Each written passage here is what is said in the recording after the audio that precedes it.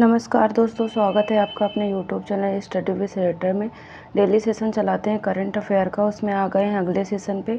आज जो हमारा सेशन होगा वो होगा 2 अप्रैल का सेशन। डेली सेशन चलाते हैं, उसमें हम आपको 20 ऑब्जेक्टिव टाइप के करंट के क्वेश्चन करवाते हैं। 5 वन लाइनर टाइप के हमारे जो रिवीजन के करंट के क्वेश्चन होते हैं वो होते हैं। एक क्वेश्चन जो लास्ट वीडियो में आपसे पूछते हैं उसका आंसर देते हैं, एक क्वेश्चन डेली हम आपसे पूछते हैं। ये हमारा डेली का सेशन होता है। आज जो नया सेशन हमारा होगा वो होगा 2 अप्रैल का सेशन। तो सेशन शुरू करने से पहले आप लोगों से पहले यदि आपने अभी तक हमारे चैनल स्टडी विद रेटर को सब्सक्राइब नहीं किया तो प्लीज़ सब्सक्राइब कर ले, बेल आइकन ज़रूर प्रेस करें जिस सबसे पहले हमारे वीडियो का नोटिफिकेशन आप तक पहुंचता रहे।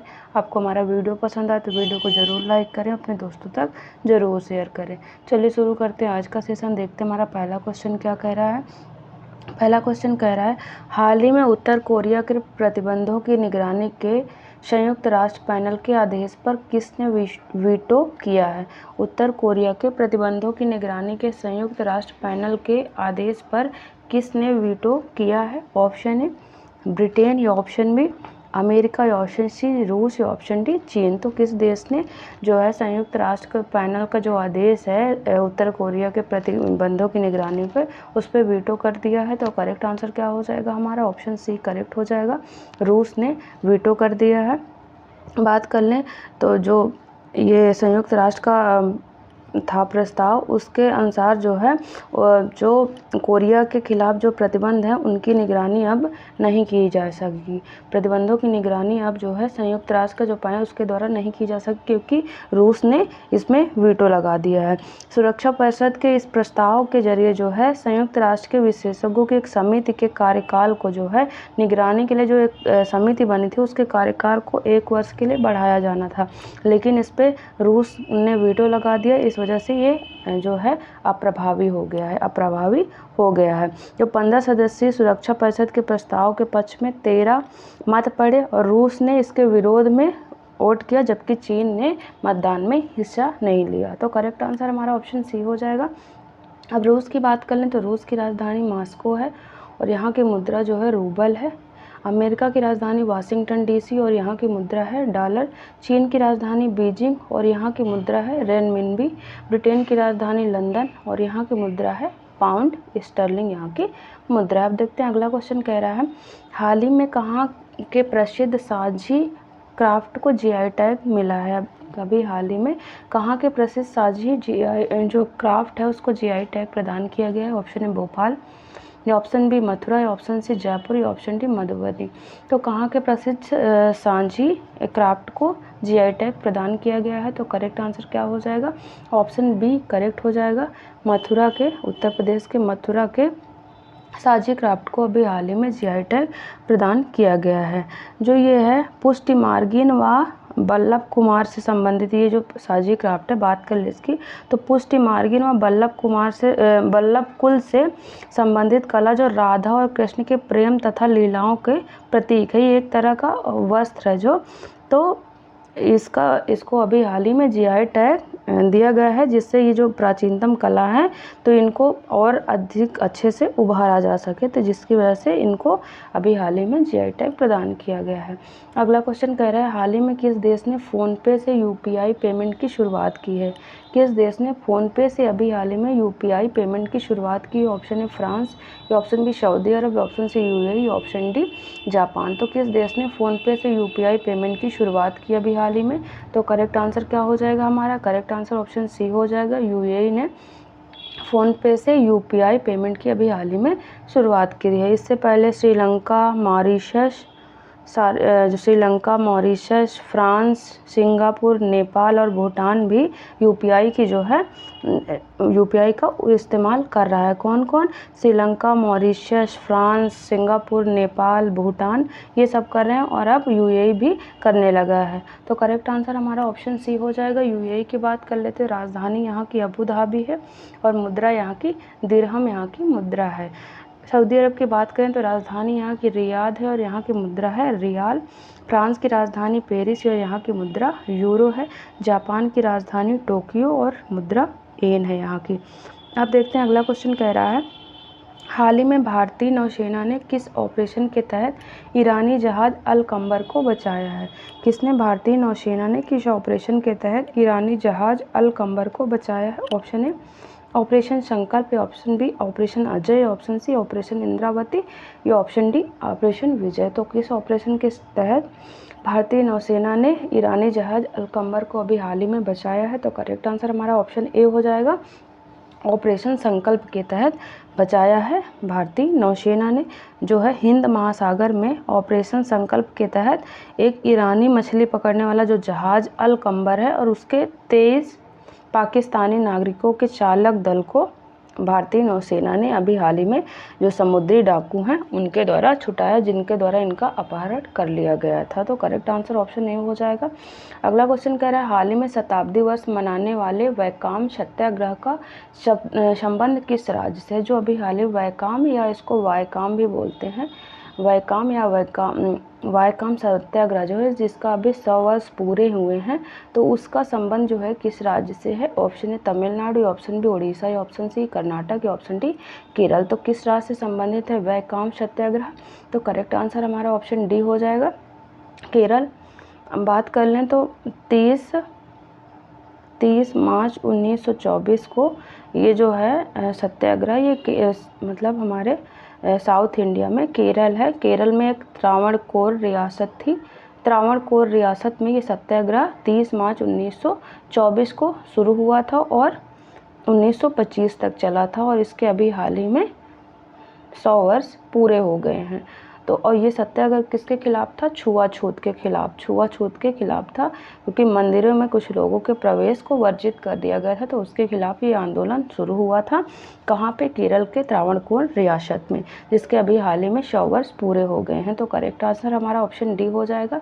अब केरल की बात कर ले, राजधानी तिरुवनंतपुरम है और इसका स्थापना दिवस 1 नवंबर 1956 है और यहाँ के जो गवर्नर हैं आरिफ मोहम्मद खान और यहाँ के सीएम हैं Pinarayi Vijayan.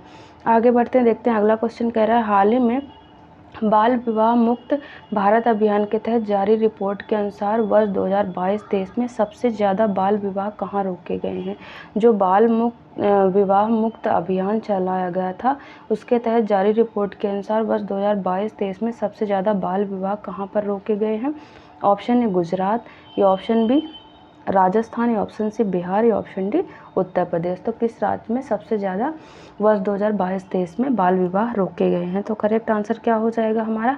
Correct answer option C हो जाएगा, बिहार में सबसे ज़्यादा 31% जो है बाल विवाह रोके गए हैं। 31% बाल विवाह रोके गए हैं, जिनमें जो है जिनकी शादियाँ रोकी 26% से जो अधिक लड़कियां जिनकी शादी रोकी उनकी आयु 10 से 14 वर्ष के बीच में ही थी, जिनकी शादियां रोकी गई हैं। और अधिकांश बात कर ले तो इनमें अधिकांश जो 60% जो शादियां रोकी गई उसमें अधिकांश लड़कियां लगभग जो है 15 से 18 वर्ष के अंदर ही थी। तो सबसे ज़्यादा विवाह कहाँ रोके गए हैं? ये रोके गए हैं 31% के लगभग बिहार में। और दूसरे नंबर पर आता है पश्चिम बंगाल, जहाँ पर 11% बाल विवाह रोके गए हैं। और तीसरे नंबर पे यूपी 11% और चौथे नंबर पे आता है झारखंड, वहाँ पर 10% ये बाल विवाह हुए हैं जिनको रोका गया है। तो करेक्ट आंसर हमारा ऑप्शन सी हो जाएगा। अगला क्वेश्चन कह रहा है हाल ही में 150 अंतर्राष्ट्रीय फुटबॉल मैच खेलने वाले भारत के एकमात्र फुटबॉलर कौन बने हैं? 150 अंतर्राष्ट्रीय फुटबॉल मैच खेलने वाले भारत के एकमात्र फुटबॉलर कौन बने हैं? ऑप्शन ए संदेश झिंगन, या ऑप्शन बी गुरप्रीत सिंह संधू, या ऑप्शन सी बाईचुंग भूटिया, या ऑप्शन डी सुनील छेत्री। तो 150 अंतर्राष्ट्रीय फुटबॉल मैच खेलने वाले भारत के एकमात्र फुटबॉलर कौन बन गए हैं? तो करेक्ट आंसर क्या हो जाएगा? ऑप्शन डी सुनील छेत्री जो है, सुनील छेत्री 150 अंतर्राष्ट्रीय फुटबॉल मैच खेलने वाले भारत के एकमात्र फुटबॉलर अभी हाल ही में बन गए हैं। तो करेक्ट आंसर हमारा ऑप्शन डी हो जाएगा। अगला क्वेश्चन कह रहा है हाल ही में दुनिया का तीसरा सबसे बड़ा ई कॉमर्स प्लेटफॉर्म कौन सा बना है? दुनिया का तीसरा सबसे बड़ा ई कॉमर्स प्लेटफॉर्म कौन सा बना है? ऑप्शन ए कॉन्पेक्स, या ऑप्शन बी GEM, या ऑप्शन सी GBiz, या ऑप्शन डी अमेज़ॉन। तो कौन सा जो प्लेटफॉर्म है वो दुनिया का तीसरा सबसे बड़ा ई कॉमर्स प्लेटफॉर्म अभी हाल ही में बन गया है? तो करेक्ट आंसर क्या होगा? ऑप्शन बी करेक्ट आंसर हो जाएगा। GEM जो है बात कर ले government e commerce, government e market place जो है, गवर्नमेंट ई मार्केट प्लेस जो है दुनिया का तीसरा सबसे बड़ा ई कॉमर्स प्लेटफॉर्म बन गया है। और ये जो बात कर ले कॉन्पेक्स जो है, कॉनेप्स, ये है कोरिया का है जो दुनिया का पहला सबसे बड़ा ई कॉमर्स प्लेटफॉर्म है। और दूसरे नंबर पे आता है जीबीज जो सिंगापुर का है ई कॉमर्स प्लेटफॉर्म, जो दुनिया का दूसरा सबसे बड़ा ई कॉमर्स प्लेटफॉर्म है। और तीसरे नंबर पे इंडिया का आता है GEM government e market place जो है, ये तीसरा दुनिया का सबसे बड़ा ई कॉमर्स प्लेटफॉर्म बन गया है। बात कर ले इसकी शुरुआत कब की गई थी, तो इसकी शुरुआत 9 अगस्त 2016 को भारत सरकार के वाणिज्य और उद्योग मंत्रालय के द्वारा की गई थी। किसके द्वारा? वाणिज्य और उद्योग मंत्रालय के द्वारा इसकी शुरुआत की गई थी गवर्नमेंट ई मार्केट प्लेस की। और इसका मुख्यालय जो है, इसकी शुरुआत नई दिल्ली से की गई थी। तो करेक्ट आंसर हमारा ऑप्शन बी हो जाएगा। अगला क्वेश्चन कह रहा है हाल ही में भारतीय वायुसेना पूरे देश में कौन सा 10 दिवसीय मेगा अभ्यास प्रारंभ करेगी? कौन से? भारतीय वायुसेना पूरे देश में कौन सा 10 दिवसीय मेगा अभ्यास प्रारंभ करेगी? ऑप्शन ए भारत शक्ति, ऑप्शन बी वायु शक्ति, ऑप्शन सी गगन शक्ति, ऑप्शन डी तरंग शक्ति। तो कौन सा अभ्यास अभी भारतीय जो इंडियन एयरफोर्स के द्वारा पूरे देश में 10 दिवसीय शुरू करने जा रही है? तो करेक्ट आंसर क्या हो जाएगा? ऑप्शन सी करेक्ट हो जाएगा। ऑपरेशन जो है गगन शक्ति अभ्यास जो है भारतीय वायुसेना के द्वारा 1 अप्रैल से शुरू किया जा रहा है। तो करेक्ट आंसर हमारा ऑप्शन सी हो जाएगा। अब देखते हैं हमारा अगला क्वेश्चन क्या कह रहा है। अगला क्वेश्चन कह रहा है हाल ही में अंतर्राष्ट्रीय बाजरा वर्ष 2023 का समापन समारोह कहाँ पर हुआ? किसका? अंतर्राष्ट्रीय बाजरा वर्ष 2023 का समापन समारोह कहाँ पर अभी हाल ही में हुआ है? Option A London, option B Geneva, option C New Delhi, option D रोम। तो कहाँ पर अंतर्राष्ट्रीय बाजरा वर्ष 2023 का अभी हाल ही में समापन किया गया है? तो करेक्ट आंसर क्या हो जाएगा? ऑप्शन डी करेक्ट हो जाएगा, रोम। इटली की राजधानी रोम में अभी हाल ही में खाद्य और कृषि संगठन जो है और IYM 2023 की उपलब्धियों और इससे सीखे गए सबक का जायजा लेने के लिए भविष्य की प्राथमिकताओं की पहचान करने के लिए जो है अंतर्राष्ट्रीय बाजरा वर्ष 2023 का समापन समारोह जो है इटली की राजधानी रोम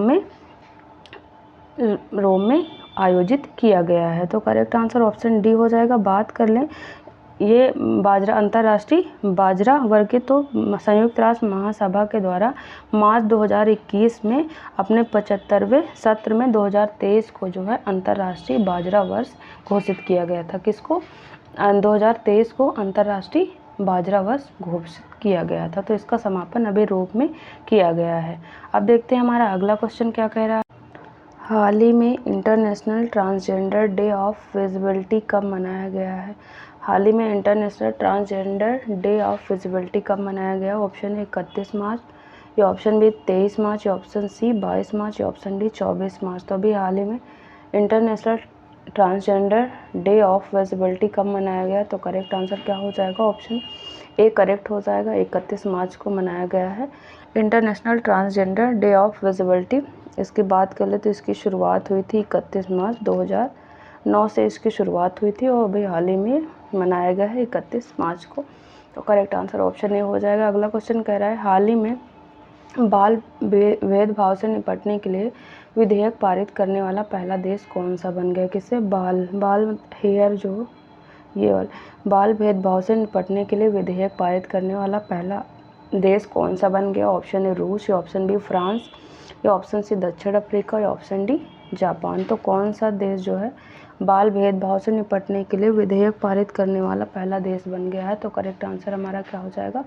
ऑप्शन बी करेक्ट हो जाएगा। फ्रांस जो है ये जो है बाल भेदभाव से निपटने के लिए विधेयक पारित करने वाला पहला देश जो है बन गया है। बात कर ले तो इससे किसी के भी बालों की बनावट, लंबाई, रंग या शैली पर जो भेदभाव किया जाता है उस पर प्रतिबंध लगाया जाएगा।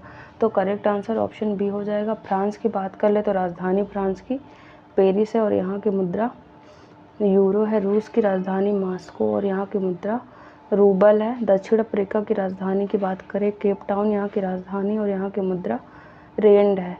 जापान की राजधानी टोक्यो और यहाँ की मुद्रा येन यहाँ की मुद्रा है। अब देखते हैं अगला क्वेश्चन कह रहा है हाल ही में RIL जो रिलायंस इंडस्ट्रीज लिमिटेड है ने अडानी के मध्य प्रदेश पावर प्रोजेक्ट में कितने प्रतिशत हिस्सेदारी खरीदी है। किसने?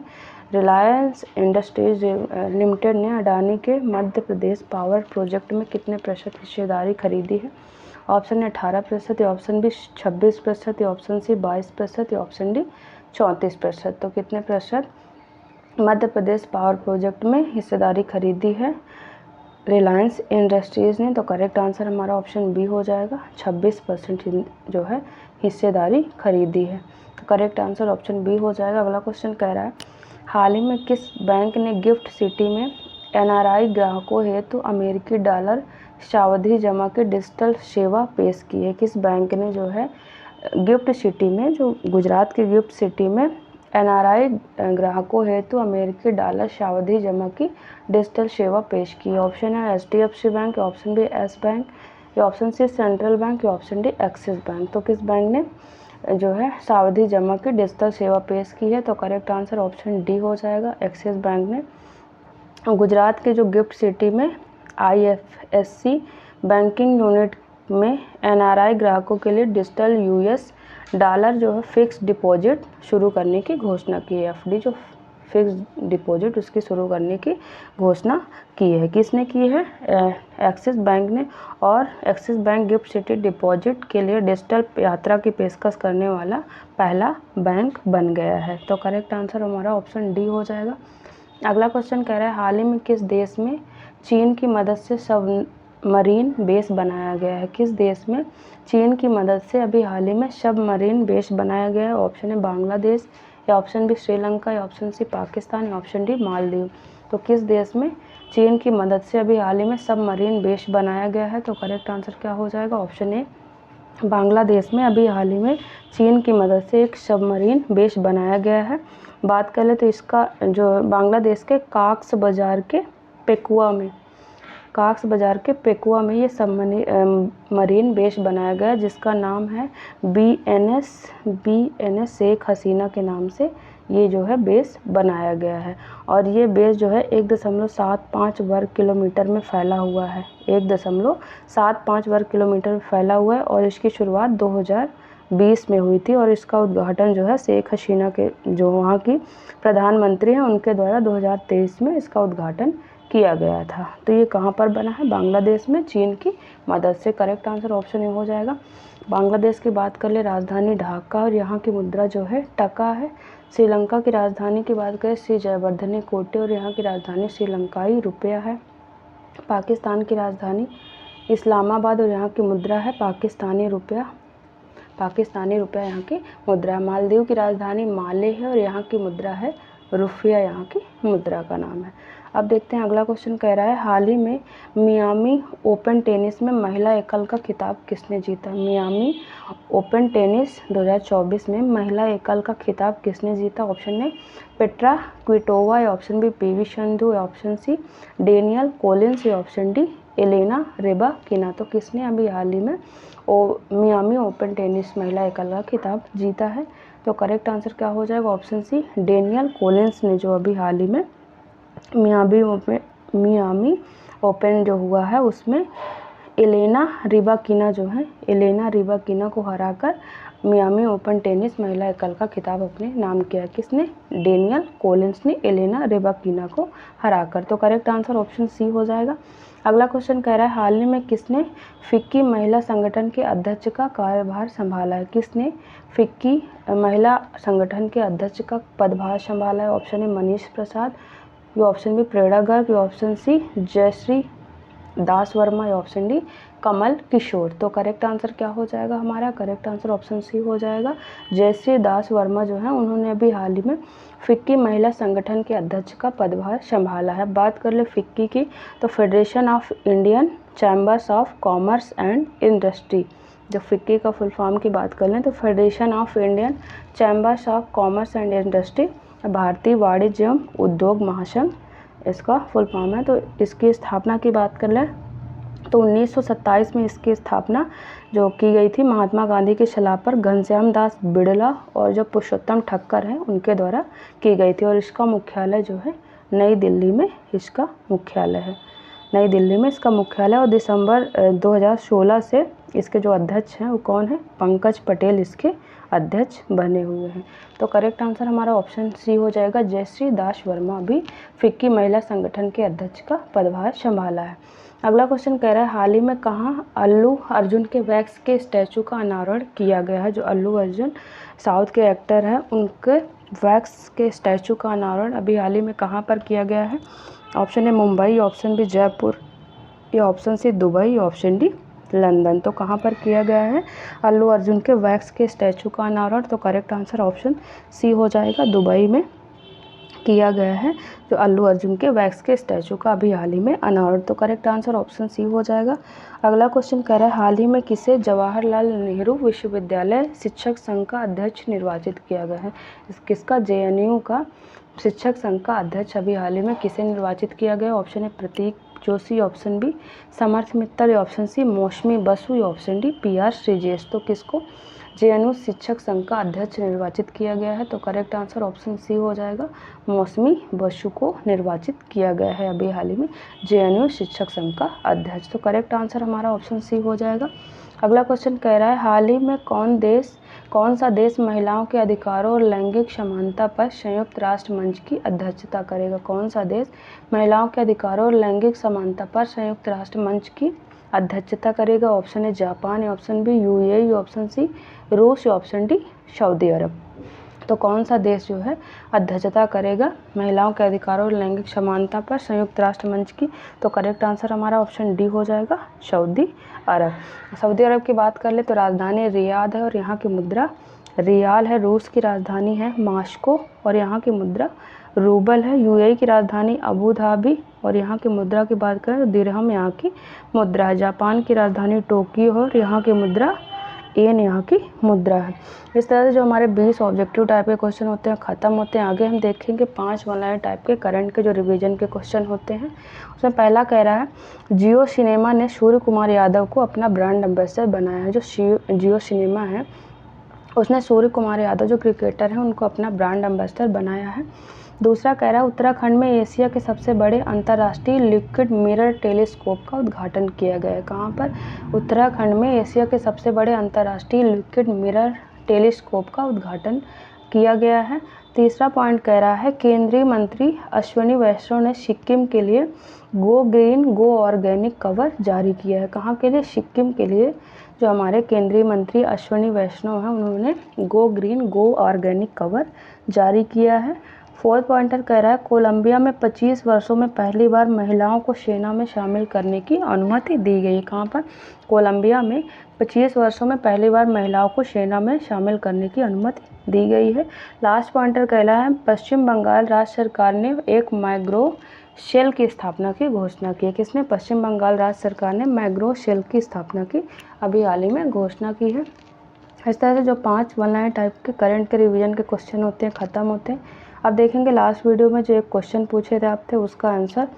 क्वेश्चन था हाल ही में from a car set to the corner room and beyond नामक पुस्तक किसने लिखी है। कौन सी, from a car set to the corner room and beyond नामक पुस्तक किसने लिखी है। तो आंसर हो जाएगा एस रमन। एस रमन ने पुस्तक लिखी है। ये केनरा बैंक के जो है एक्स एमडी हैं, इन्होंने ये अपनी बायोग्राफी लिखी है। तो करेक्ट आंसर एस रमन हो जाएगा। अब डेली की तरह एक क्वेश्चन जो आपसे हम पूछते हैं उसका आंसर आपको हमें कमेंट बॉक्स में देना होता है। क्वेश्चन कह रहा है हाल ही में दुनिया के पहले ओम आकार के मंदिर का उद्घाटन किस राज्य में किया गया। दुनिया के पहले ओम आकार के मंदिर का उद्घाटन किस राज्य में किया गया। Option A Karnataka, option B Maharashtra, या ऑप्शन सी राजस्थान, या ऑप्शन डी गुजरात। तो इसका आंसर आप हमें कमेंट बॉक्स में ज़रूर दें। इस तरह से जो हमारा डेली का सेशन होता है ख़त्म होता है।